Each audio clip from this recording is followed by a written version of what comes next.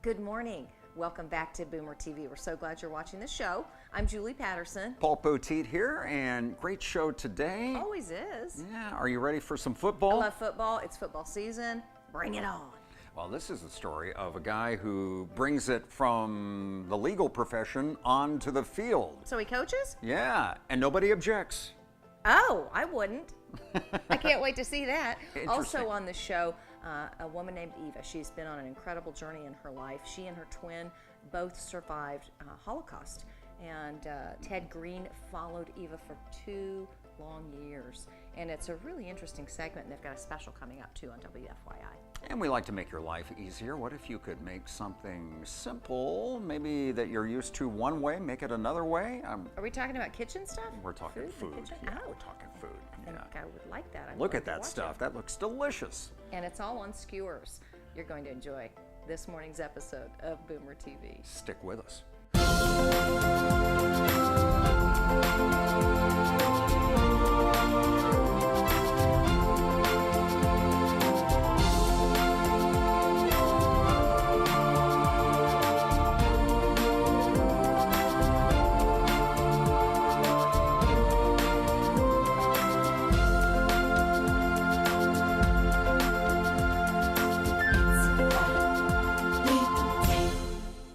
Boomer TV is made possible with support from Westport Homes, dedicated to building homes for every chapter of life, with plans and details that match customers' specific needs and style. Additional funding is provided by Altman, Poindexter, and Wyatt attorneys, serving clients throughout central Indiana with wills, trusts, and estates, with over 70 years of combined experience. Unique Home Solutions, serving more than 30,000 homeowners since 1983. Providing home remodeling services from minor updates to complete renovations with a mission to improve appearance and efficiency. On Boomer TV this morning, something very special headed your way. Yeah, always so many great stories. Our pleasure to help bring them to you every week. See what you think of this one, Julie. Okay.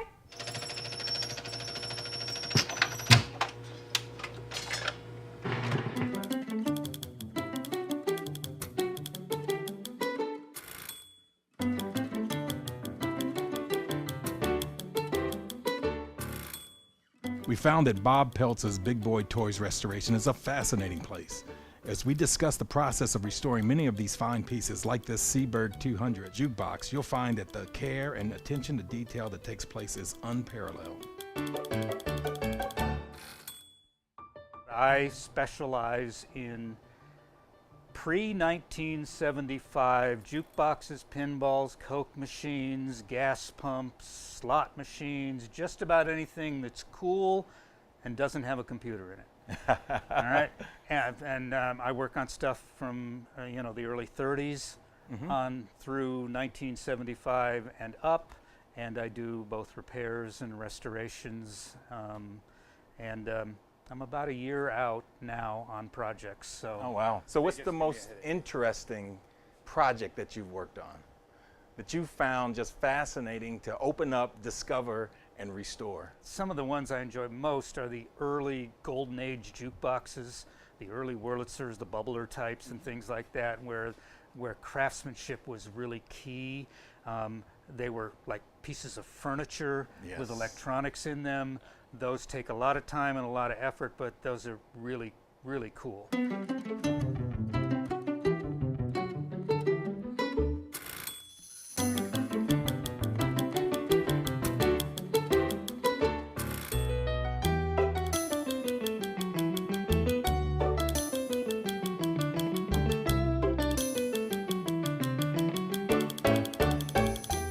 It's a Seaberg 200 jukebox. I think it's a VL 200 jukebox, but it's probably the largest jukebox that was ever made. It holds 100 records. It has 200 selections, and it was only made for about 6 years by Seaberg. And as jukeboxes go, it's one of the most collectible jukeboxes. It's here to be repaired. Somebody has already gone through the cosmetics, and the customer likes the cosmetics, but it's not working. So it needs to work. So they come to you for your expertise. Yeah, and I also, of course, I could restore it, but somebody's already quote, restored it. With the warehouse packed to the gills, Bob Peltz knows his surroundings, and most of all knows what it takes to restore the varied mix of jukeboxes, Coke machines, games, radios, and other wonderful items. It's almost like a larger scale watch, it appears. Yeah. So how did you learn all of these different things? On jukeboxes, self-taught. Yeah. I got one, I don't know how many years ago, but I came across one, and I thought I'd open an antique shop, and it didn't work, and I had to make it work, so I got it to work, and then I got another one, and then it led to this.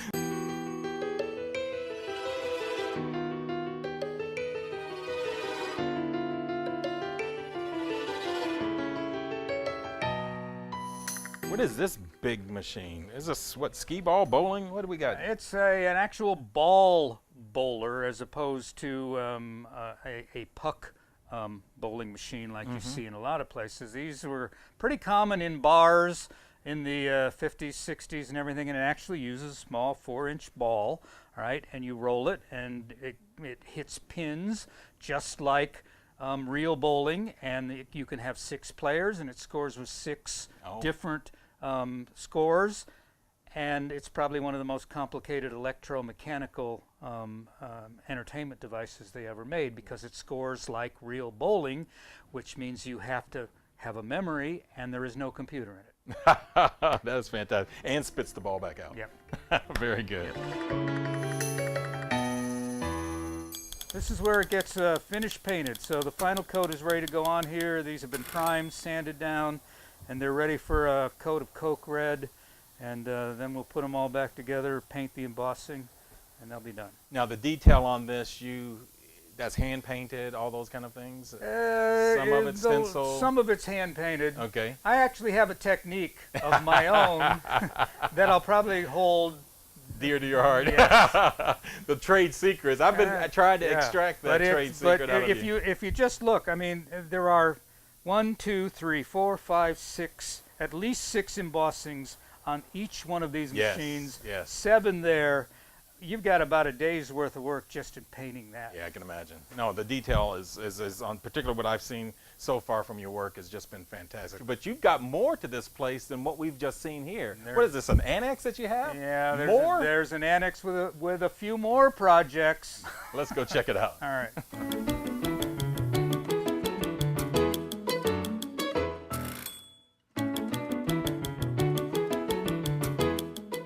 And I'm working right now on a 1930s basketball game. Oh, wow. All right. And that's pretty cool because it's all pretty much electromechanical. There are 2 cast aluminum players, and this is the guy who shoots the basket in the machine, and he goes back and forth, all right, and then he shoots the basket when you squeeze a handle, and then there's a guard that swings around in front of him, and then the ping pong ball goes up in the basket. It's a totally cool game.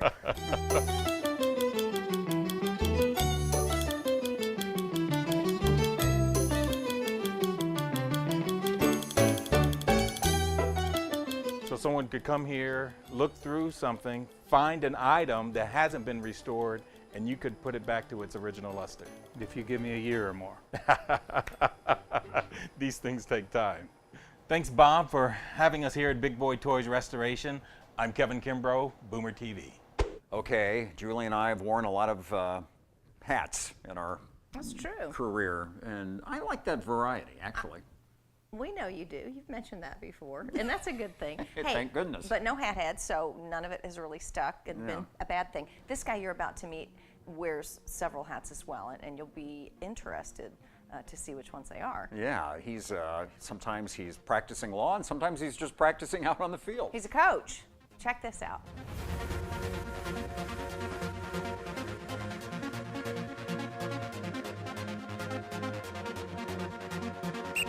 Scout B, first down here.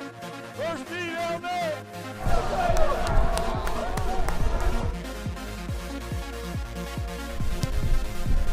Woo! We'll be good. Hey, George, relax and kick it, baby. You're fine. They try to play you man on the inside. It's going to be wide open. Hey, coming back. Come on back.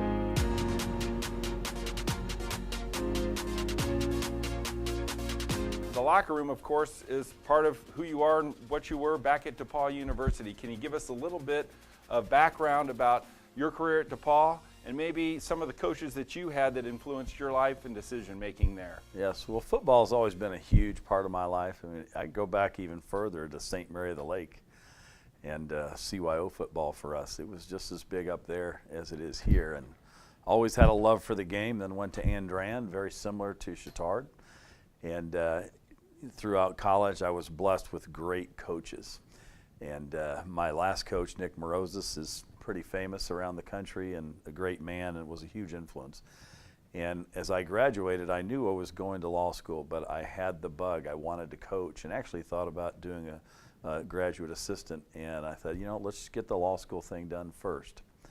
And so I did that, and I still wanted to coach. And I was just fortunate enough to work with a guy who was coaching CYO and said, hey, would you like to come coach CYO? I'm like, sure, let's go. And that first year I did it, and then it just grew from there. Just every year try to expand a little more. And how long did you coach in the CYO? I coached CYO for 12 years. Coached at St. Pius for 12 years. I was the coordinator for 4 or 5 and the cadet coach for 6 years. But as you know, even while I was coaching CYO, I was working with Chittard quarterbacks and other quarterbacks around just to kind of help them get ready for high school, sort of polish up their skills. So I was doing that along the way, which was always fun. So you've coached in grade school, then I know you spent, how many years as our freshman coach at Bishop Chittard? I believe it was 12 years. Okay, so 12 years, that's quite the time. So 24 years of not coaching on the big stage, but in CYO and then the freshman coach. And then all of a sudden you sit here 2 years ago and the opportunity presents itself to take over one of the most storied football programs in Indiana high school football. I would love to know, how did you make that decision? What question did you ask yourself to help push you to that? And for our Boomer watchers who might be in transition, who might be facing a big decision like you faced, what advice would you give them when it comes to saying, you know what, I'm going to take the leap and do something I've always wanted to do? Well, those are big questions, and anytime you make decisions like that are really impactful, not only on my life, but my wife, my family, everybody, you need to reflect on those things for a long period of time. But you also, in your life, you know, as you get older, you start feeling a call of here's where I need to be, here's where I need to go. And as I kept coaching, I almost retired a few times. Like, you know, I've got a whole other life that's very busy, and I shouldn't be doing this. But every time that would happen or creep into my mind, there would be something happen at school or with the kids or our experiences that told me I need to be here. And as we moved forward, eventually when Vince retired, that call just kept getting stronger and stronger. And I have some good friends that you know, they're football people, and they all said the same thing. This is your one chance. I actually spoke with Bill Somm at school and Tyler Mayer, and just to get their ideas and thoughts as whether this is something I should really even put my hat into, because I wasn't teaching in the building. That's a big step for them. I think it's a big risk that they took to hire me. As you say, Chittard has a grand and proud tradition, and you're turning that over to somebody who's never been a high school head coach. So there we are, and all of a sudden it happened, and I can say I wasn't overwhelmed the first year, and it wasn't always easy. It was always fun, but sometimes you just have to take a leap off the cliff and take the dive and see what happens. Sure. Let the wind blow you, and if you don't, you're never going to know. Right. The great Les Brown always said, jump and grow your wings on the way down. That's exactly right.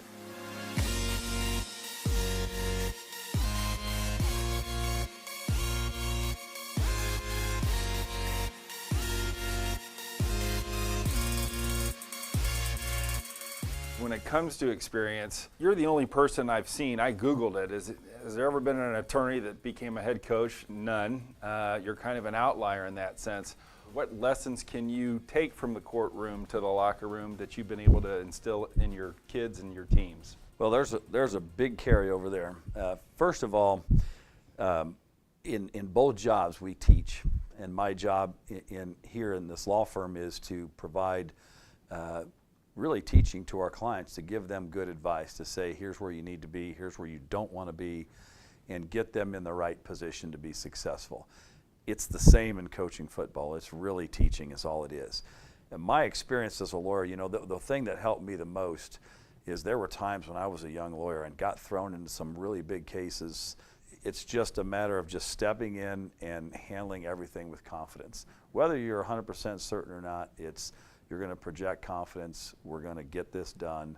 And if we don't get everything right, we'll get it fixed. And you just have to go in and just start it, just do something.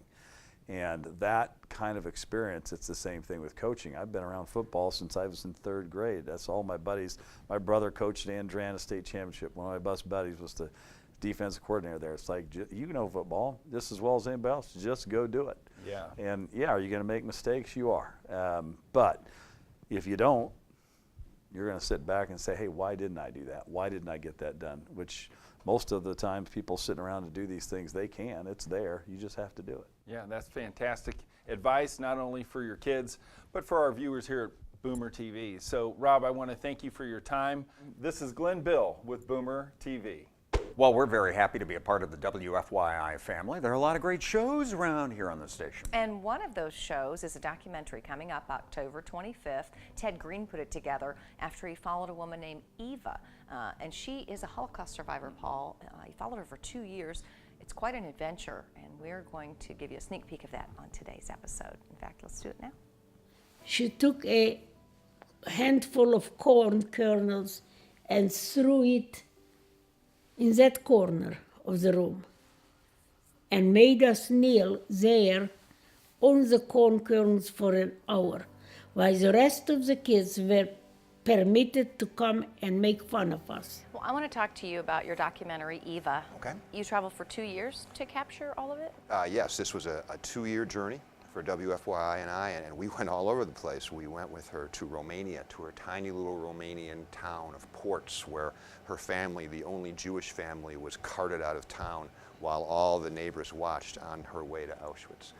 We went with her to Auschwitz twice, and even had a chance to interview her in what she calls the blood lab. I mean, I should say this. Oh, wow. Eva was only 10 years old, and she had a twin named Miriam, and they were what they call Mengele twins. They were experimented on by one of the biggest sadists in the Nazi realm, Dr. Joseph Mengele, as his trying to build the perfect race. Well, he would do experiments on these kids, and that was their life. And we were able to interview her in the room where they strapped these kids down, and they would take blood from one arm and they'd inject them with these mysterious injections in the other that would make them, you know, horribly sick and do all sorts of terrible things to them. And so that, you know, to interview her there was great. But then on the bright side, we also got to go with her to Israel, where she and her twin sister first tasted freedom at age 16, arriving on a boat off the port of Haifa. And so there we are. We take her on a little boat. We rented it. We off the port of Haifa. First time she's been there since 1950 when it first happened. And impromptu, she just breaks into the Israeli national anthem, because that's what everybody on the boat sang when they first arrived. Kol od baleva penima Eretz Yehudi With Eva Kor, I don't think you could ever find in one single body a greater example of the triumph of the human spirit than a person who was a Mengele twin and now travels the world to teach healing through forgiveness. Forgive your worst enemy. It will heal your soul and it will set you free. So Eva is a bit of an adopted Hoosier for us. And I know she was the Grand Marshal of the 500 Festival Parade one year. That's right. Did she love that experience? She loved it. In fact, one thing in particular, it was on the red carpet at the Speedway where she met none other than Nikki Sixx. And they sparked a quick friendship that actually resulted in Eva going to Los Angeles and being on his radio show. He thought it was fascinating, and you should have seen the response from his heavy metal viewers to this 80-year-old, 4'9" woman in Indiana. It was cool to see. So tell me about the educational component of Eva. It is something else seeing her stand in front of a room full of young people and what they get out of her messages of compassion and inclusiveness and just her whole inspirational way. And so what we have done is we have shortened the documentary to 1 hour, so a much easier bite for teachers, and also we've created a really cool curriculum guide that's interactive, includes parts of the film and all that. And we just think that this is the way that her message will be carried on to future generations. So I'm really proud of what's going on there.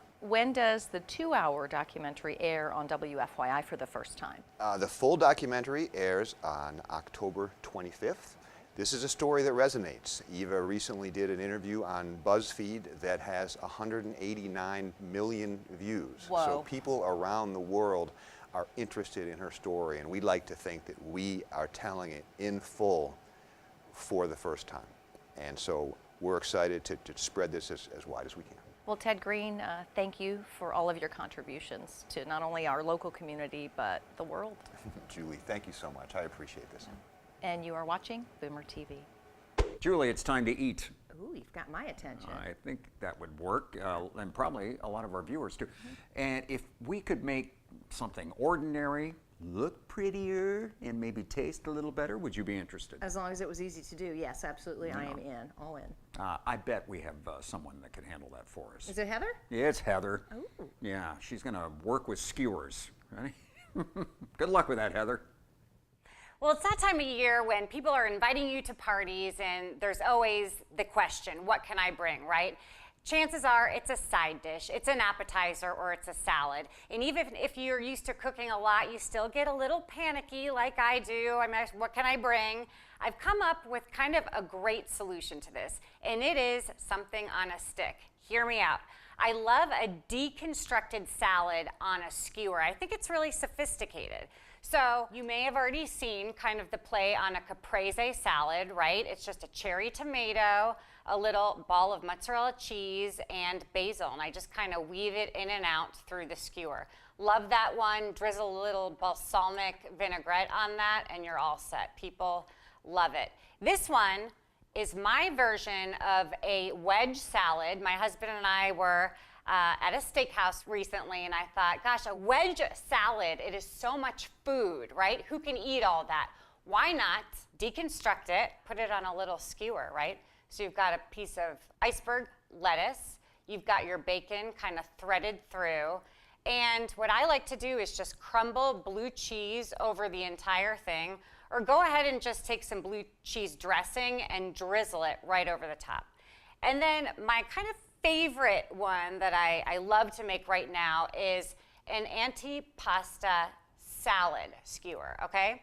So super easy to make. You're probably gonna have a lot of these items in your pantry anyway. So start off with a Kalamata olive. If you can get them de-pitted, that's perfect, makes your life a lot easier. Then I'll do a black olive. Then I like to get a piece of salami, and I'm just gonna kinda push it together, just like that, and thread it through. Cherry tomato or a grape tomato, whatever's fresh. And I had some cornichons hanging out in the pantry. Why not put some of those on? It's super cute, it's festive, it catches your eye. The other thing I love about this is that they're clean to eat, right? They're super easy to eat at a party. If you're holding a cocktail, you know, this is just a kind of an easy accoutrement that I think ladies like to eat things that are a little clean versus a chicken wing. You know, it's a little easier. Plus, it's filling. You can fit a lot of stuff on these skewers. I also like to make a little vinaigrette for these. You don't have to. Super simple. It's 2 parts olive oil, 1 part red wine vinegar, a little teaspoon of Dijon mustard if you like. Just kind of whisk it together. Real easy, and I would just drizzle it right over that so it gives it just another hint of flavor.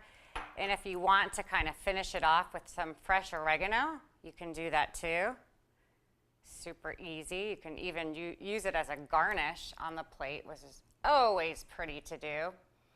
So I am super excited to see what is your favorite version of your deconstructed salad. Let us know. For Boomer TV, I'm Heather McWilliams. Bon appetit. Time to go.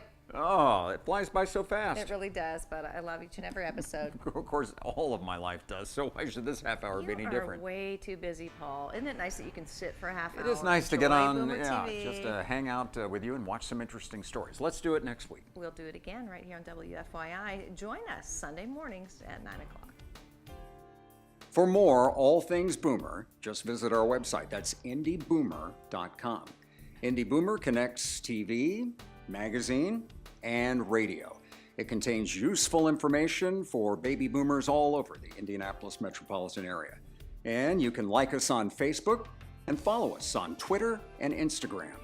Pick up Indy Boomer magazine at most Kroger stores and libraries. Look for us all over Indy. Listen to Boomer Radio every Saturday afternoon at 4:30 p.m. on Freedom 95 with a rebroadcast Sundays at 7:30. Indy Boomer, for the next chapter of your life. Boomer TV is made possible with support from Westport Homes, dedicated to building homes for every chapter of life, with plans and details that match customers' specific needs and style. Additional funding is provided by Altman, Poindexter, and Wyatt attorneys, serving clients throughout central Indiana with wills, trusts, and estates, with over 70 years of combined experience. Unique Home Solutions, serving more than 30,000 homeowners since 1983. Providing home remodeling services from minor updates to complete renovations with a mission to improve appearance and efficiency.